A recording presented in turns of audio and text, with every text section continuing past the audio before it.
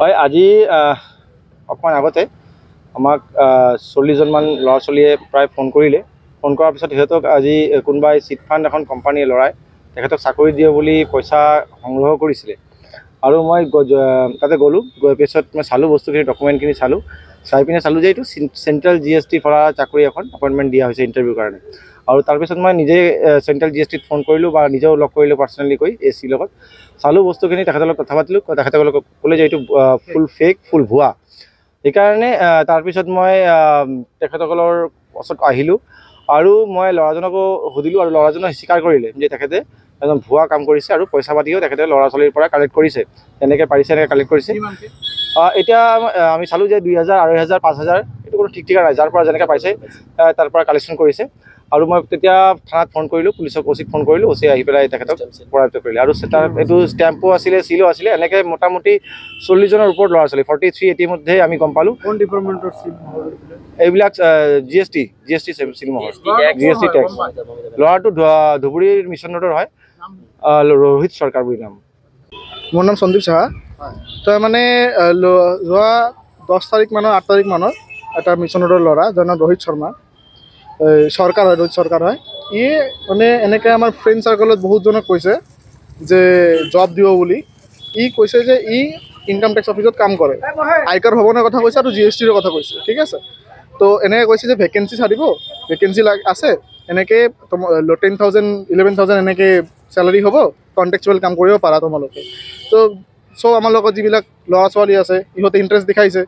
এনেকৈ ফ্ৰেণ্ডৰ থ্ৰুতে মানে চাৰ্কেল হৈছে যে জব পাব বুলি এনেকৈ। তো এইটোৰ কাৰণে আগত ইহঁতে কৈছে যে আই কাৰ্ড বনাব, আপোনাৰ এপ্লিকেশ্যন কিবা কিবি বনাব। এইবিলাকৰ কাৰণে 1000, 1500, 2500, 3000 এনেকৈ 5000 এনেকৈ চবৰ পৰা লৈছে। চবৰ পৰা বেলেগ বেলেগ এমাউণ্ট লৈছে।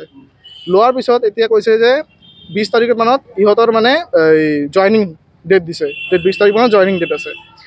জইনিং ডেট দিয়াৰ পিছত এতিয়া 10 তাৰিখ দিছে এপইণ্টমেণ্ট। ফাৰ্ষ্টত এটা এপইণ্টমেণ্ট দিয়া হৈছে, এইটো হ'ল জেৰক্স কপি আছিল, যে এইটো লৈ আহিবা, তাৰপিছত তোমালোকক অৰিজিনেলটো দিয়া হ'ব অফিচৰ পৰা, GST অফিচৰ পৰা, যিটো আমাৰ পাৰ্কৰ ওচৰত আছে, ধুবুৰী পাৰ্ক।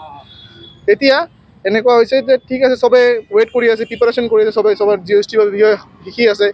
আৰু পাৰ্চনেলি কেইজনক ই এই ক্লাছো দিছে যে GST এনেকৈ হয়, এনেকৈ কাম কৰিব লাগে, ক'ত কেনেকৈ কাম কৰিব, চব ই বুজাইছে আহি কিনে।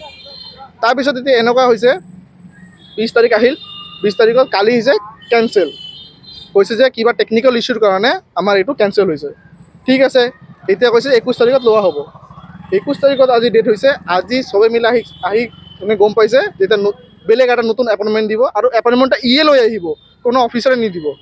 আৰু ইয়াতে অফিচাৰৰ নাম লিখা আছে মৌচুমী বেনাৰ্জী, ভট্টাচাৰ্যী এনেকৈ লিখা আছে। এনেকৈ ই বোলে এছিষ্টেণ্ট কমিশ্যনাৰ অফ টেক্স, তো ইয়াৰ নাম দি ছিগনেচাৰ কৰা আছে। এতিয়া এই মৌচুমী ভট্টাচাৰ্যী কোনে আমি নাজানো।